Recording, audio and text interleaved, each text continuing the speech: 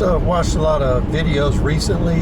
One of them was from Seller, and they've been talking about the economy and whether we're going to have inflation or deflation, and whether we're going to have deflation and then inflation. So there's a lot of uncertainty in what's going to happen. And I want to share a little bit of perspective on what I think is going to happen. And it's just my opinion, but it's based on living through the inflation and the housing crash during the Carter years, and also the 2008 crash. This one is going to be a lot worse and a lot deeper, and there's several reasons for that. The first thing I want to point out is, in our current climate and situation, almost all the property that individuals own, whether they're poor or middle class, their assets, except for their home at this point in time, are all deflating. So the things you own are suffering deflation. Eventually, your home will deflate also, and we'll talk about that later. Now, if you're in any of the classes, the things you are buying are inflating. So when we have a situation where we have inflation of what you're buying and deflation of what you own, that is the worst type of economic collapse, because you're suffering at both ends. So the goods that you're in possession of, the used material, your vehicles, your clothing, whatever it is you own, your washing machine, your dryer, anything that you can sell is worth less every day. Now there's a few exceptions like firearms, ammunition, and possibly food, but those are commodities you really want to stockpile. You don't want to be trading with those. I'll do a later video where we can talk about barter and trade stuff once manufacturing fails and people can't get manufactured goods. There's a lot of very cheap things that are made in bulk and mass that are very difficult to make by hand. Those would be excellent barter and trade items. We'll cover those later. Now, let's talk about homes. In the Carter years, the average home loan ran between 14 and 24% interest. And you're going to think that I'm crazy as hell, but go back and look and you'll find out that's true. I know people that had 24% interest rate on home loans during the Carter years.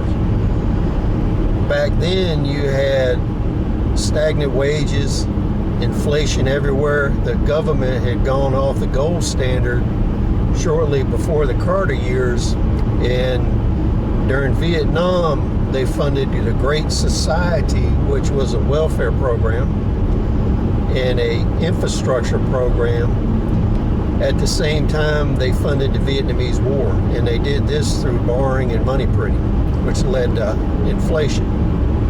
We didn't reach a point where we hit hyperinflation, but we came close.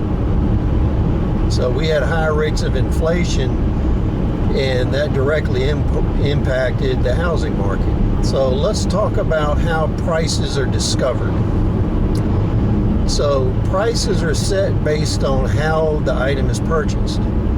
If you purchase things with cash, and the rest of the people in the country purchase it with cash, the cash cost of what people will pay today for that item sets the price. So if somebody will pay more money, that raises the price for everybody. So in a cash market, available cash, and whether that cash is inflating and become worth less and less and requires more cash to buy the same thing, that's how the price is set. Now, what's different about the housing market is the vast majority of homes are purchased through mortgages or borrowing money versus cash payers. In a housing collapse, cash becomes king, but there's not a lot of people to pay cash and have cash to pay for a home. So the price drops tremendously fast, and the market becomes very limited because there's a tremendous amount of supply and very little sales, because only people with cash can buy, and that just brings the housing market down to a crash. The second part of that is, in our current situation with all the moratoriums on rent payments and mortgage payments because of COVID, we're artificially preventing a housing crash. Once that goes away, and it will have to go away eventually, you're talking about 10 to 15 million homes being put on the market in a 2-year span of time as they're repossessed. That is just going to undercut. And the people that can no longer get mortgages and can no longer rent, that'll have a similar effect to the cash market, where you'll have a much smaller group of buyers that have credit and can buy. That will cause a glut in the market, and the housing prices will fall.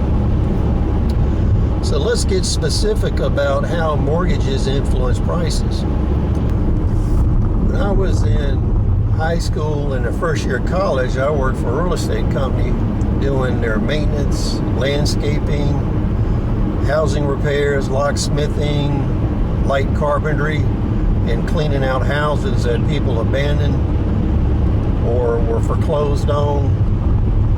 And I saw a lot of went on, and I learned a lot that I wasn't exposed to previous. And I saw a lot of things that people are not aware of and don't see on how the housing market works.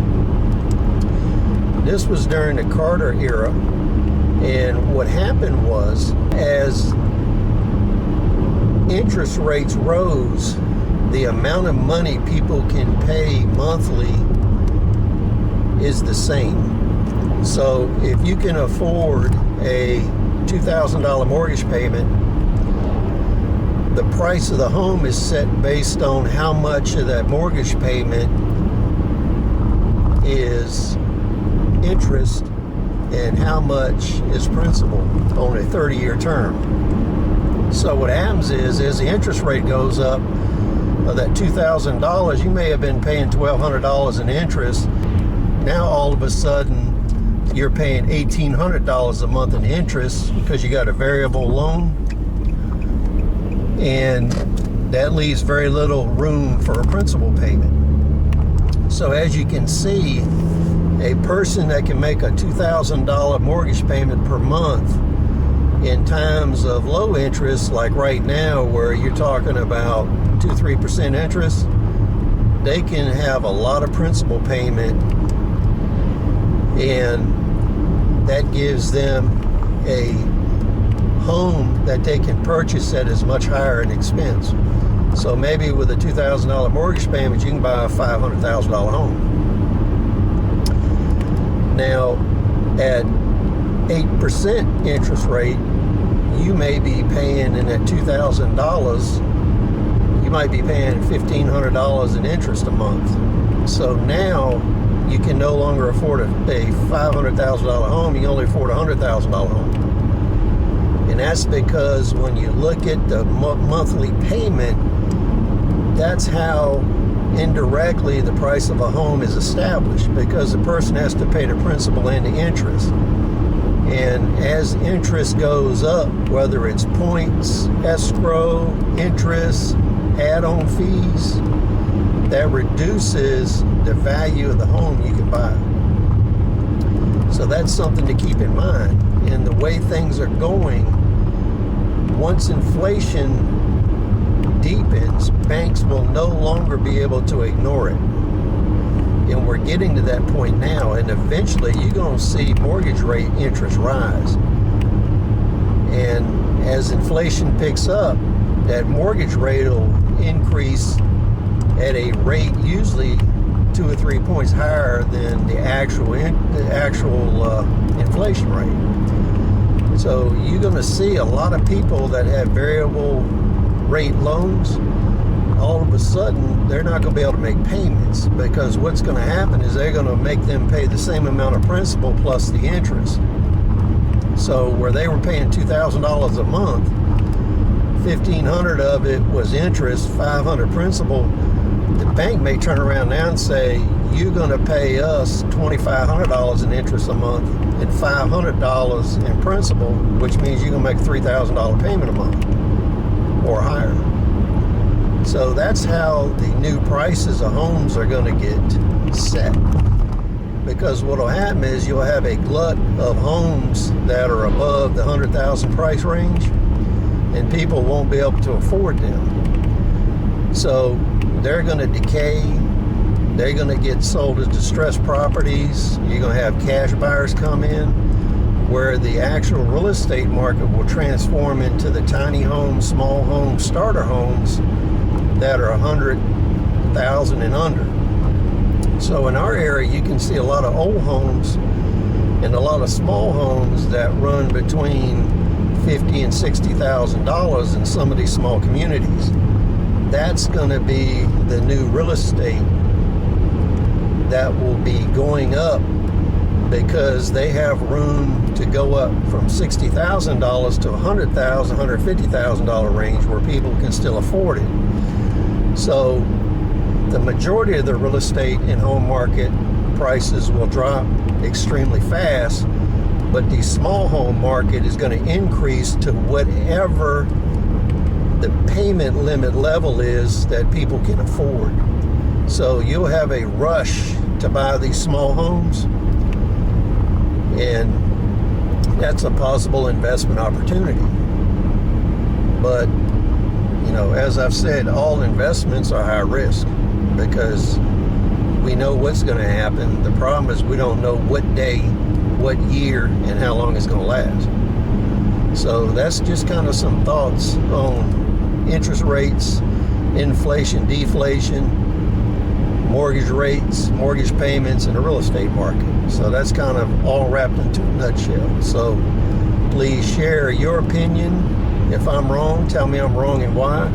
If you agree, let me know you agree. If you see something different going on in your area, tell us about it. So please rate, comment, subscribe. We'll see you on the next video.